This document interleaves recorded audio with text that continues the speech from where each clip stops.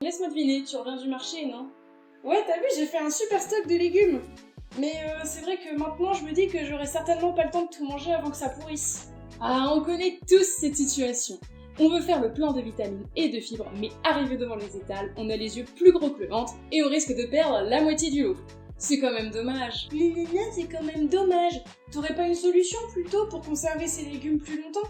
Bien sûr que si, et tu pourras même déguster tes savoureux légumes l'été prochain si tu le souhaites. Et le tout sans congélation. Eh bah écoute, ça tombe bien parce que mon congélateur est plein.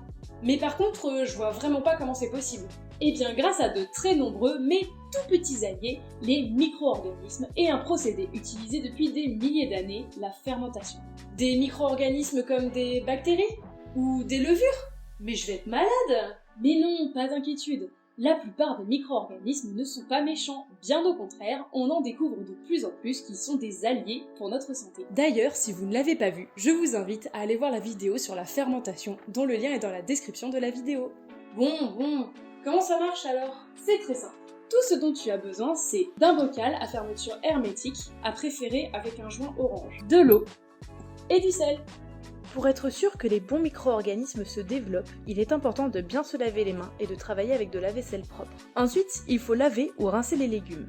Ici, je travaille avec du chou, mais tu peux également essayer avec d'autres légumes, comme de la betterave par exemple. On passe ensuite à la découpe. Puis, on répartit 1% de sel, par exemple du sel de Guérande, soit 10 g pour 1 kg de légumes sur notre chou, puis on mélange bien. On place ensuite le chou et le jus rendu dans un bocal en tassant bien pour éliminer un maximum les poches d'air et favoriser la formation de jus. Si nécessaire, on complète le bocal avec de la saumure préparée au préalable.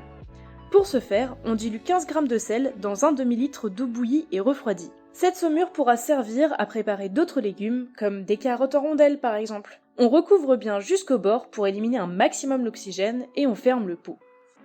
Et plus qu'à attendre un mois sans ouvrir. Mais on ne rajoute pas de ferment du coup? Ou bien des bactéries peut-être? Et non, car les micro-organismes sont déjà présents dans les légumes, c'est ce que l'on appelle la fermentation spontanée. Des bactéries lactiques vont se développer et acidifier le contenu du pot, empêchant ainsi le développement des mauvaises bactéries. Et comme tu t'en doutes, cela va modifier le goût des aliments tout en les conservant. Un livret de recettes pour cuisiner vos légumes fermentés est également disponible en description. Ok, super! Mais combien de temps je peux conserver mes légumes sous cette forme? Jusqu'à plusieurs années. Cependant, si à l'ouverture, une mauvaise odeur se dégage du pot, ou si le pot se casse, ne consomme surtout pas les légumes qui s'y trouvent. Jusqu'à plusieurs années? C'est fou! Et oui, nos amis les micro-organismes ont plein de super pouvoirs. D'ailleurs, les micro-organismes des légumes lactofermentés ont été étudiés par des chercheurs de l'INRAE et de nombreux partenaires au cours du projet Flegme. Vous pouvez en apprendre un peu plus en suivant le lien dans la description de la vidéo. Et bah au travail alors, parce que j'ai hâte de déguster ces délicieux légumes l'été prochain.